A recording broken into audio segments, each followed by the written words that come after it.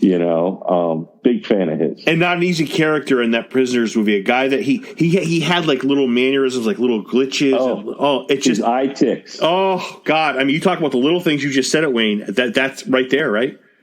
I think he said he looked at that character as he made the choice that character was Mensa, and he was an uber smart guy, and he did research on Mensa, and some of these guys had these ticks in their faces and stuff, and I don't know what that means, but he does that kind of stuff, which I just so respect.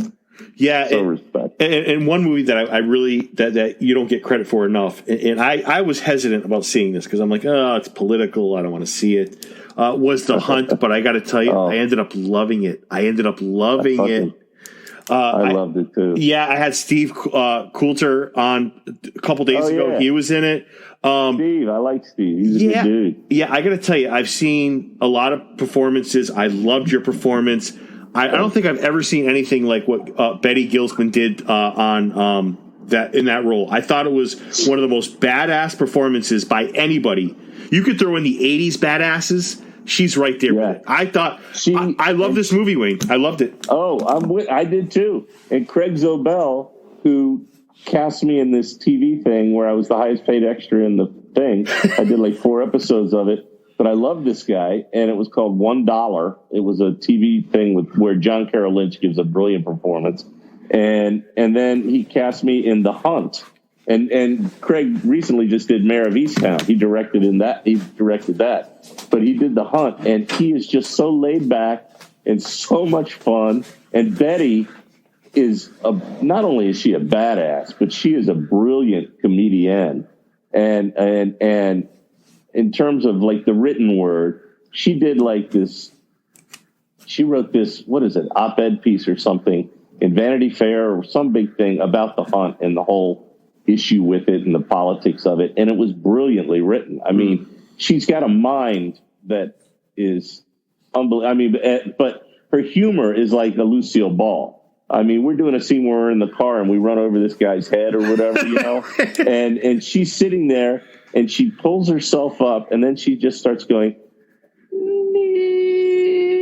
and making this sound, and then she kicks the guy in the head. And she was so excited that she goes, I want him to keep the knee in, the knee, this weird sound that she just makes. And you go, okay.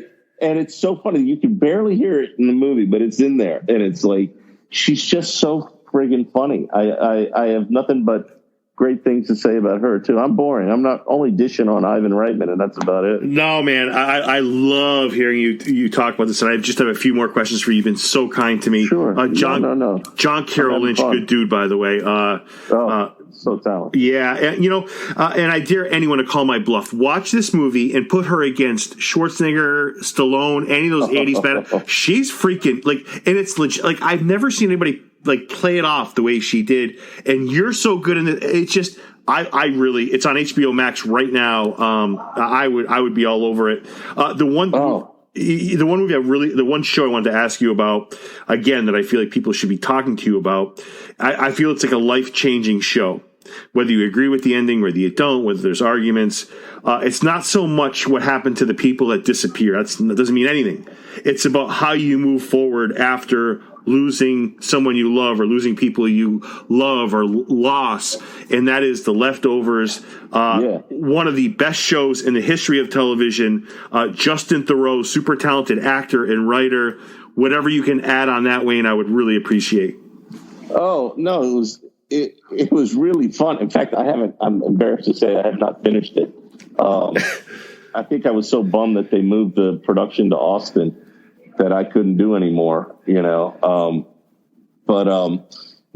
it was interesting because I'd never done anything like this because it was so secretive what was going on to the point where in the first couple episodes, I think the actor's name is Chris Eggleston. He played the preacher. Yes. Right. Early on. Yes. And then what's his face? Justin was, the sheriff or whatever. And, I'm interviewing the preacher at the hospital, and it was like one of the first couple of days that the show was starting. And Justin comes in and he goes to Chris Eggleston and he goes, okay, just to be clear, like, are we like best friends? Are we, what is because they didn't know either. They didn't know what was going on. Damon kept everyone really in the dark. And then Damon was always there. And you just say, okay, since I'm not allowed to see anything, what am I to this and that, and he would kind of give us the backstory right there, right before we start shooting for that day.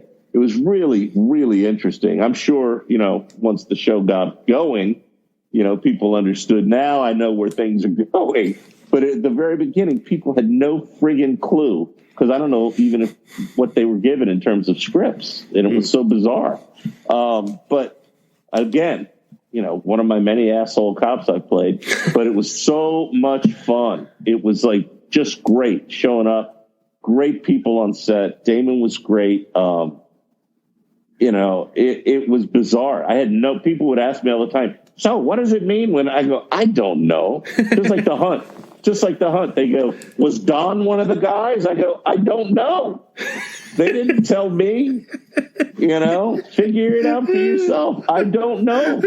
But your picture wasn't up there. Okay. I don't know.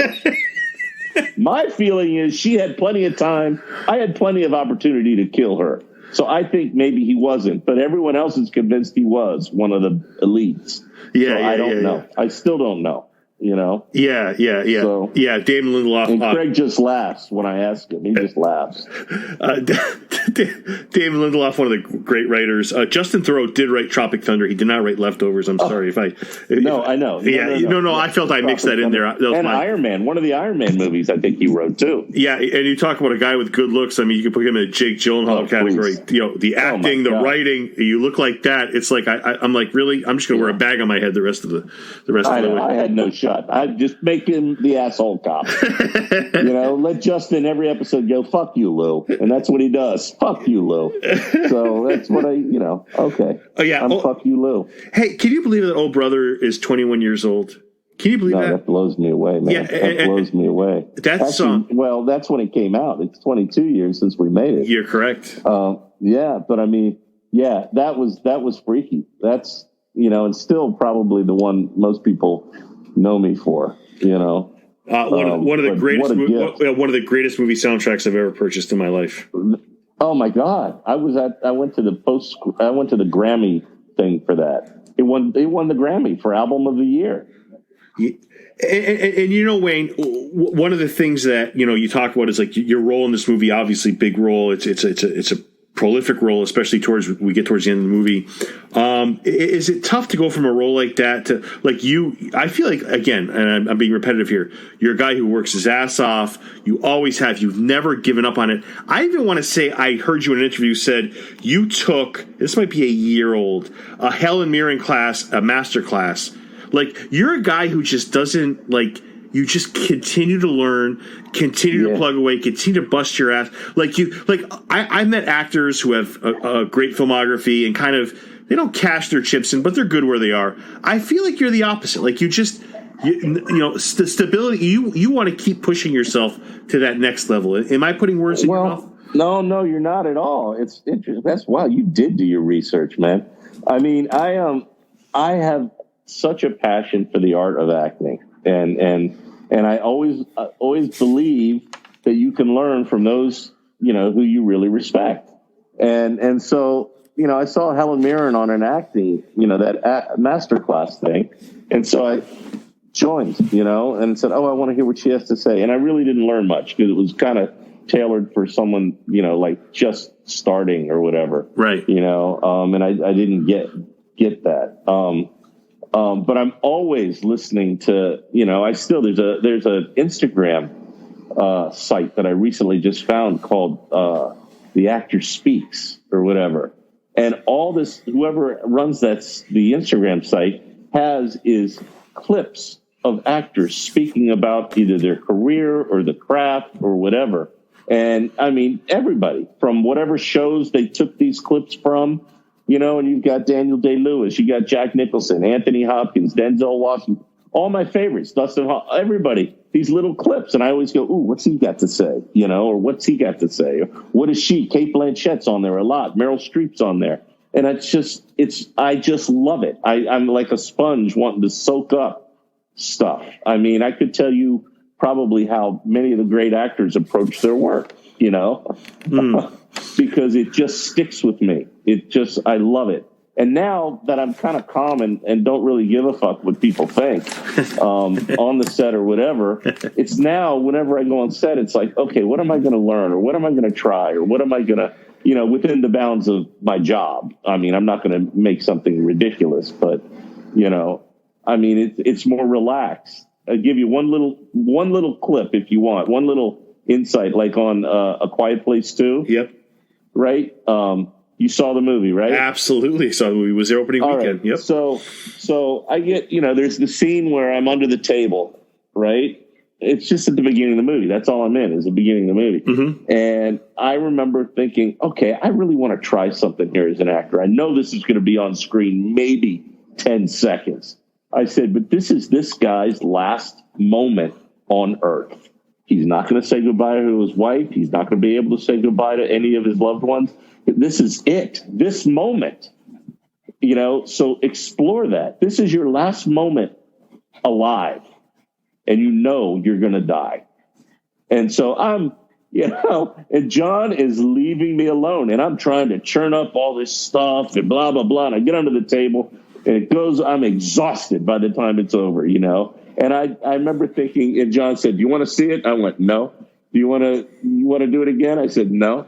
And afterwards I thought, what a self-indulgent prick I was, you know? But I mean, I didn't slow down anybody, but I mean, it was like John would come up to me and go, hey, and he'd go, well, never mind. And he'd walk away. And I thought, looking back on it, I thought, but I wanted to try it. I wanted to see what I could do. And I think that's my favorite thing about acting, is really exploring the human condition and seeing where I can make my body and manipulate it to do the things I want to do that I think are right for the part.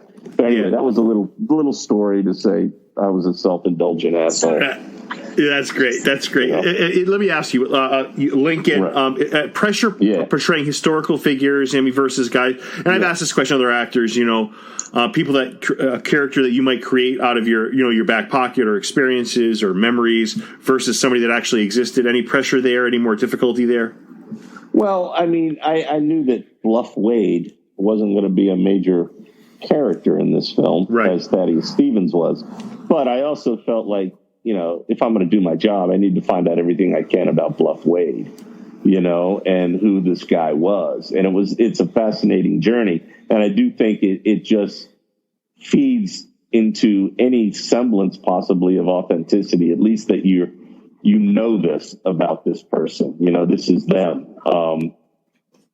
And he was an irascible dude. But yeah, I do think you really, you got to give service to their memory and what they did. I mean, you know, it's not, they did a lot for this country. And here I'm just this dude portraying them. And if I, you know, did him in a Jamaican accent or something, that would be a huge disservice to Bluff Wade and his descendants. And, you know, and I always want to say, if you're doing somebody real, you know, I want them to go, thank you in the other world, you know, thank you. I appreciate that, you know. No, that's really well said. And my last question to you is, you know, I've heard you tell stories about playing basketball with Clooney, you know, in between shoots, you know, in Leatherheads. When you look back on your career and your future, we talked about that earlier, super bright, you know, I'm dying for season 2 of the Righteous Gemstones. How do your memories work, right? Is it off camera versus on camera? How does that play out for you, Wayne, right? Because there's so many I've heard you tell so many stories and so many funny, you know, things that you've said off camera, and then there's your on camera stuff that you're very honest about. How does that play out for you as far as how it unfolds for you in your memories, the on camera versus the off camera stuff? Yeah. Well, I mean, always like I just finished this movie called Werewolves Within, which is just a delight, and I love it. And it's on, I forget, one of the VOD platforms now, but it's a brilliant horror comedy thriller kind of thing, starring Sam Richardson from Veep and Melania Weintraub. And, that's the freshest in my mind, that and the Gemstones and, Billions and stuff.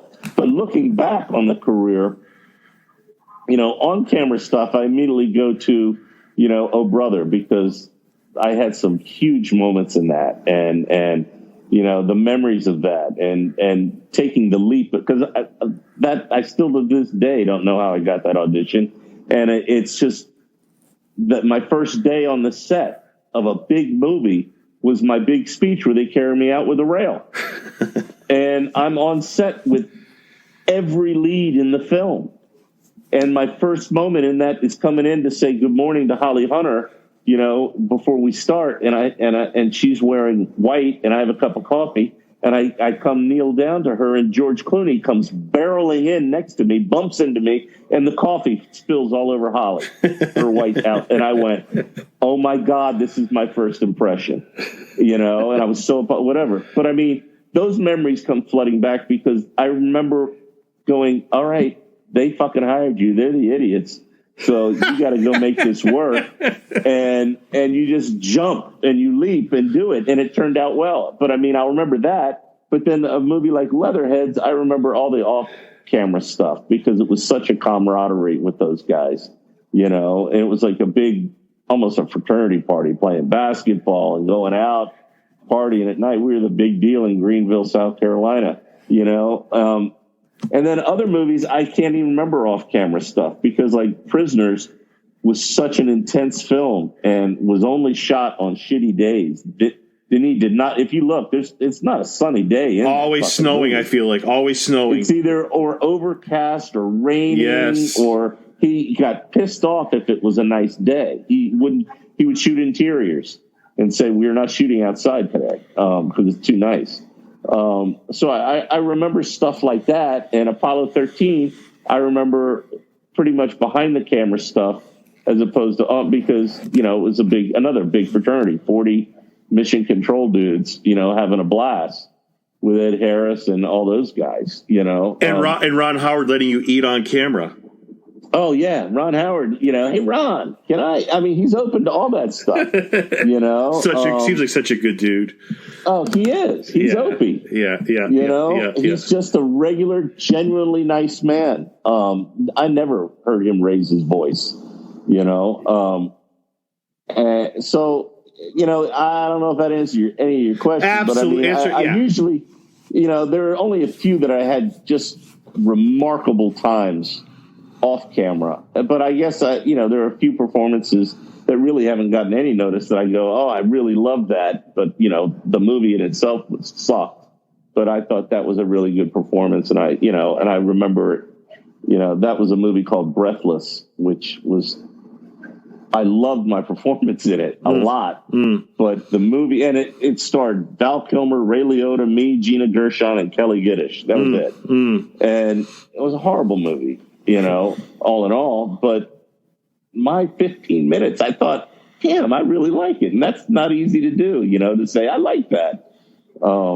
So anyway. Wayne, I got to tell you, man, I could talk to you forever. I'm a fan, and I can't appreciate. I can't tell you how much I appreciate all this time you've given me. I can't thank you enough. Oh, I could talk to you for hours, man. You're such a good man. I can talk to you for hours too. So I'm easy. This is fun. Talk about me? Sure. You talk about me for a while. I'm kidding. Wayne, I appreciate it, buddy. Thank you.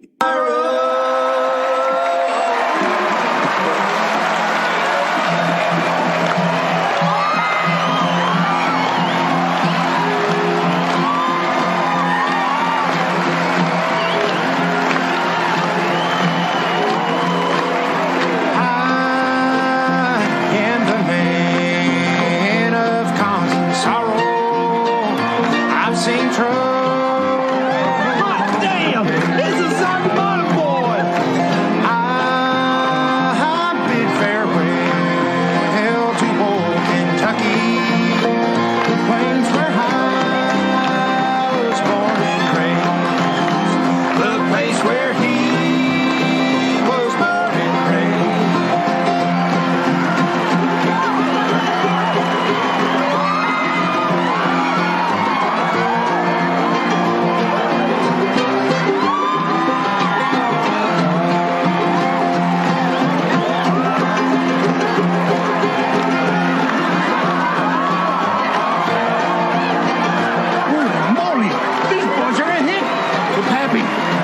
desecrated.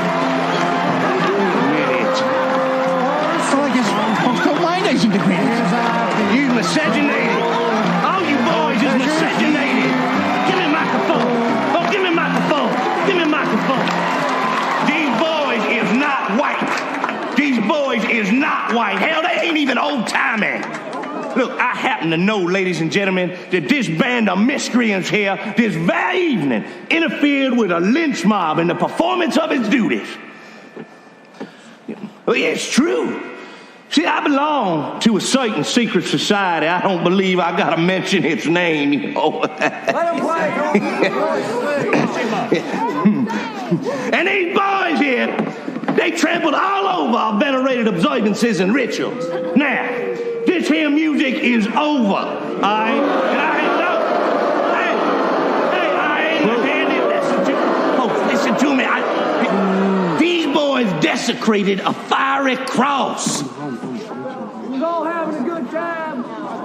And they convicts, folks, fugitives escaped off the farm. Now, folks, these boys gotta be remanded the authorities. Criminals. And I have it from the highest authority that Negro sold his soul to the devil. Oh. Wait a minute now, folks. No, it's true. It's true. Wait a minute, folks. Now, is you ain't my constituency.